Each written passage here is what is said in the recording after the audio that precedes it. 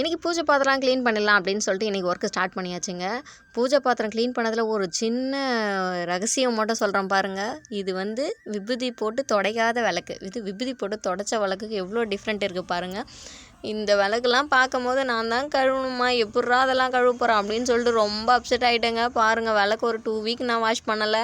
விளக்கு ஒரு மாதிரி க்ரீனாக அந்த எண்ணெய்லாம் ஒரு மாதிரி க்ரீனாக ஒரு மாதிரி ஆயிடுச்சுங்க. அந்த பஞ்ச பாத்திரம்லாம் பாருங்கள், கலரே வேறு மாதிரி ஆயிடுச்சு. ஆனால் க்ளீன் பண்ண பிறகு விளக்கெல்லாம் பார்த்தோன்னே நான் தான் க்ளீன் பண்ணனான்னு எனக்கே ஆச்சரியமாயிடுச்சுங்க.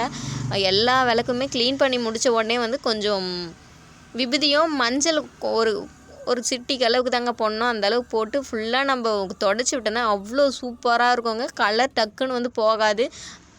ஒரு 2 வாரம் ஆனாலும் விளக்கோட கலர் மாறாமல் இருக்கும். இதில் சென்டராக என் பொண்ணு வேறு வந்துட்டா, என்னோட முருகரை காமி, என்னோட முருகர் புடிமா ஃபோட்டோ அப்படின்ற மாதிரி ஃபைனலாக விளக்கெல்லாம் க்ளீன் பண்ணி போட்டு வச்சு என்னோடய வேலையை முடிச்சிட்டேங்க.